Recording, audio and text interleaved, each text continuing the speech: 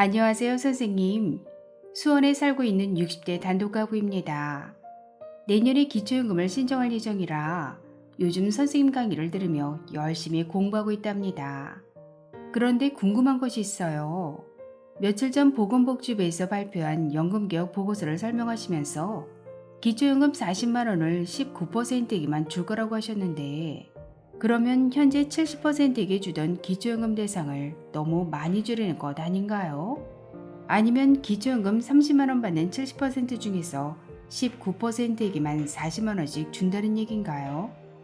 아무튼 앞으로 윤석열 정부의 기초연금 정책이 어떻게 바뀌게 되는지 좀 쉽게 정리해 주셨으면 좋겠어요.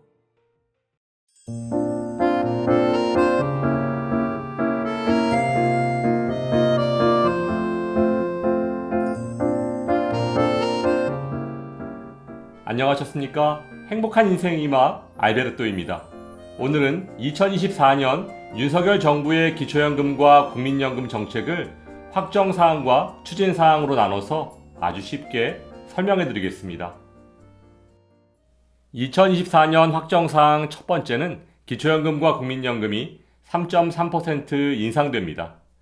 행복한 인생의 맛 가족 여러분들께서는 잘 아시겠지만 기초연금과 국민연금은 매년 물가 상승률만큼을 반영해서 월 지급액을 인상하고 있는데요.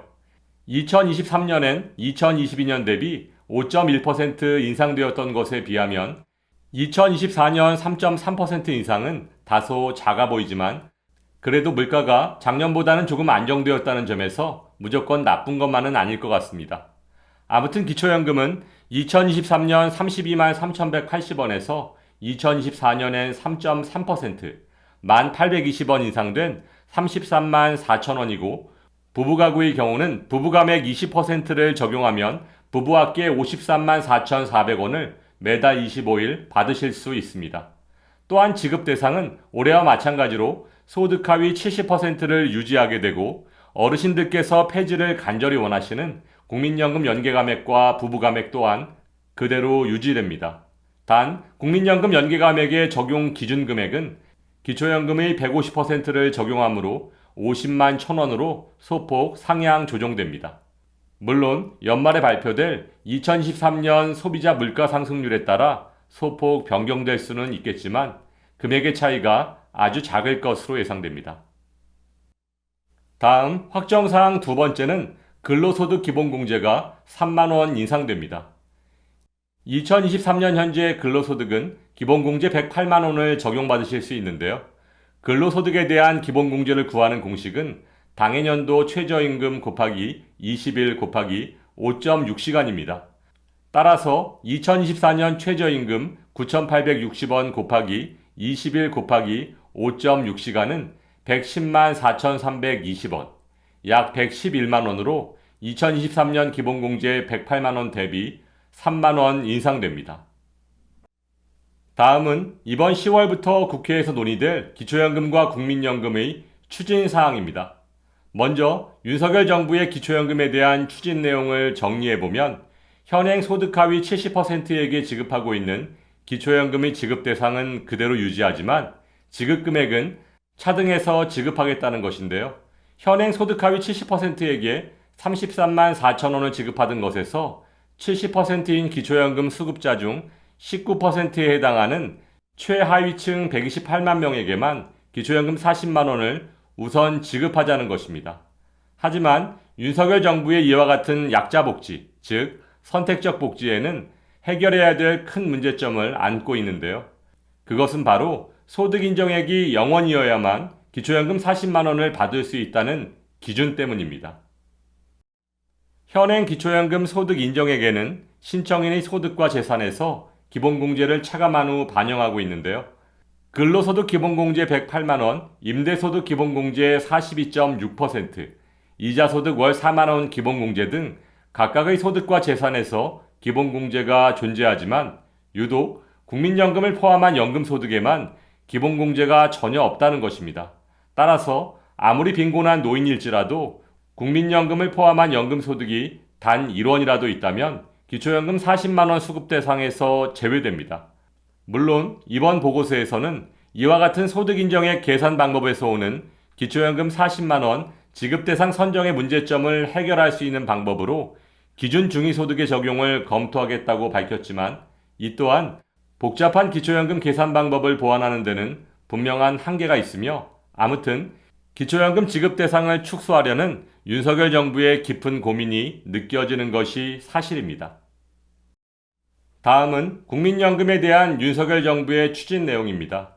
먼저 얼마를 내야 하느냐를 말하는 국민연금의 보험료율은 현행 9%이지만 이를 2025년부터 5년마다 0.6%씩 각각 12%, 15%, 18%가 될 때까지 인상하자는 것이고 이 경우 국민연금의 소진 시점이 각각 2063년, 2071년, 2082년으로 늦춰질 수 있고 현재도 늦춰지고 있는 국민연금의 지급 시기는 수급 연령이 만 65세가 되는 2033년 이후 같은 스케줄로 2038년부터 5년마다 한 살씩 늘리되 각각 66세, 67세, 68세까지 늘리는 세 가지 방안을 제시했는데요.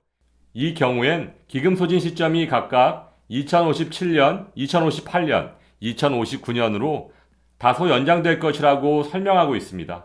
또한 얼마를 받느냐를 결정하는 소득 대체율은 아쉽게도 현행 40%를 그대로 유지하겠다고 발표했습니다. 하지만 국민연금을 더 많이 내고 더 늦게 받는데 받는 돈은 똑같다는 데서 오는 여론의 악화를 의식해서인지 소득 대체율을 45%, 50% 등으로 인상하는 방안도 검토하겠다고 추가 입장을 밝힌 상황인데요. 여론의 눈치를 봐가며 연금 정책을 결정하고 있는 정부가 연금 개혁에 성공할 수 있을지 걱정이 되는 것이 사실입니다. 이번 보건복지부 산하 재정계산위원회의 연금개혁 보고서의 내용은 국민연금 보험료를 인상하는 세 가지 방안과 지급 시기를 늦추는 세 가지 안, 총 9가지 안이 생겨나고 여기에 소득 대체율 인상안까지 추가된다면 훨씬 많은 경우의 수가 발생하겠지만 윤석열 정부의 연금개혁의 핵심은 국민연금의 재정 안전성인 것만큼은 확실해 보입니다.